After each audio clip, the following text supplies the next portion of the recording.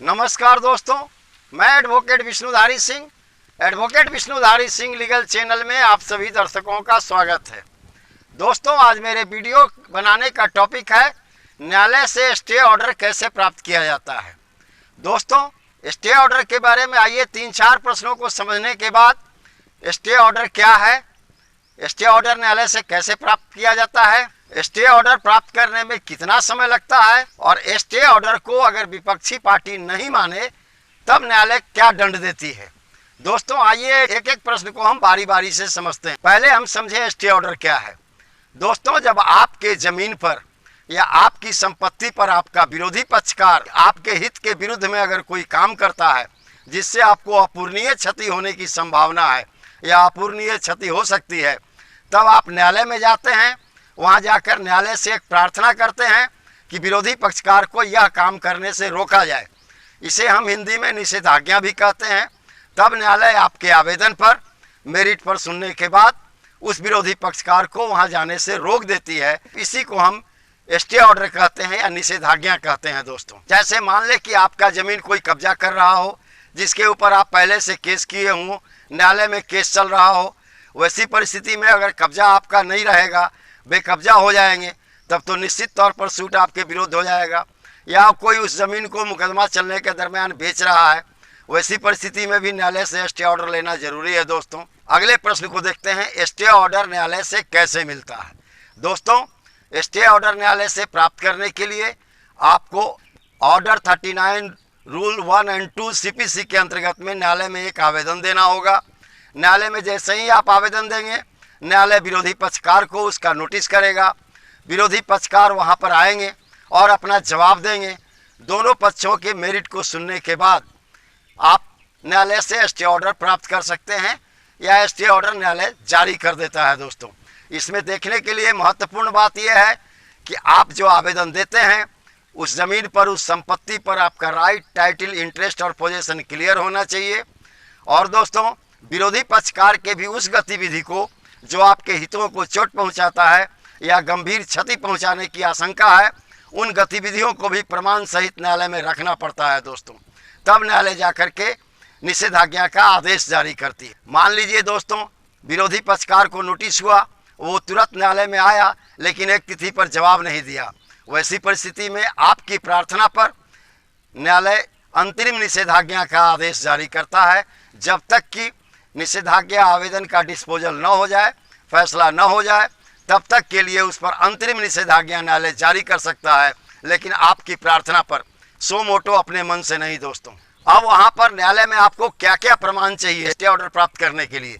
तो पहले आपको अपना राइट, टाइटल और पोजीशन दिखाना होगा जमीन पर, और विरोधी पक्षकार के उन गतिविधियों को जिससे आपको हानि पहुंचती हो, जिससे आपको भविष्य में काफ़ी क्षति होने की संभावना हो, जो किसी तरह से वापस नहीं किया जा सकता हो। इन दो चीज़ों को अगर आप साबित कर देंगे तो न्यायालय निश्चित तौर पर आपके पक्ष में और विरोधी के विरुद्ध में निषेधाज्ञा आदेश जारी कर देगा। दोस्तों, अब दोस्तों, तीसरा प्रश्न है, निषेधाज्ञा ऑर्डर प्राप्त करने में यानी स्टे ऑर्डर प्राप्त करने में कितना समय लगता है। तो दोस्तों, आप न्यायालय में जाते हैं, वहाँ आप निषेधाज्ञा का आवेदन देते हैं ऑर्डर 39 रूल 1 और 2 CPC के अंतर्गत में। उसके बाद न्यायालय विरोधी पक्षकार को नोटिस जारी करती है। विरोधी पक्षकार अगले तिथि पर आते हैं। इसके लिए उन्हें 4-5 दिन का समय मिलता है। दोस्तों, आने के बाद अगर वो जवाब दे दी, आपके आवेदन और उनके जवाब पर दोनों के मेरिट पर बहस होगी। दोस्तों, आपको साबित करना है कि उस ज़मीन पर, उस संपत्ति पर आपका राइट, टाइटल, पोजीशन और इंटरेस्ट है, और विरोधी पक्षकार आपके इन राइट, टाइटल, पोजीशन और इंटरेस्ट को हानि पहुंचा रहा है, चाहे बेकब्जा करके या ज़मीन बेच के या ज़मीन में गड्ढा खोद के। किसी भी तरह से अगर विरोधी पक्षकार आपके हित को चोट पहुंचाता है तो न्यायालय निषेधाज्ञा का आदेश जारी कर देती है। तो अब अगला प्रश्न है कि अगर न्यायालय के स्टे ऑर्डर को विरोधी पक्षकार नहीं मानता तब क्या होगा। दोस्तों, न्यायालय के द्वारा जारी निषेधाज्ञा के आदेश को, स्टे ऑर्डर को, अगर विरोधी पक्षकार नहीं मानता है तब आप पुनः न्यायालय में जाएं, और न्यायालय में जाने के बाद आप पुनः एक आवेदन दें कि श्रीमान का आदेश विरोधी पक्षकार नहीं मान रहा है। वैसी परिस्थिति में न्यायालय ऑर्डर 39 रूल 2A के अंतर्गत में उस विरोधी पक्षकार पर कंटेम्प्ट ऑफ कोर्ट का मुकदमा चलाती है या उसकी संपत्ति को कुर्क करती है। और अगर इसके बावजूद भी संपत्ति कुर्क करने के बाद या कंटेम्प्ट ऑफ कोर्ट चलाने के बाद भी अगर विरोधी पक्षकार नहीं मानता है, निषेधाज्ञा का उल्लंघन ही करता रहता है, वैसी परिस्थिति में दोस्तों आपके प्रार्थना पर न्यायालय उसके संपत्ति को कुर्क करके, उसे बेच करके, नीलाम करके और आपका जितना भी क्षति हुआ है, जितना भी लॉस हुआ है, उसे पूरा कर देगा। उस क्षतिपूर्ति न्यायालय उसके संपत्ति को बेच के कर देती है। तो दोस्तों अब आप एक एक करके समझ गए होंगे स्टे ऑर्डर क्या है, स्टे ऑर्डर कैसे मिलता है, स्टे ऑर्डर प्राप्त करने में कितना दिन का समय होता है।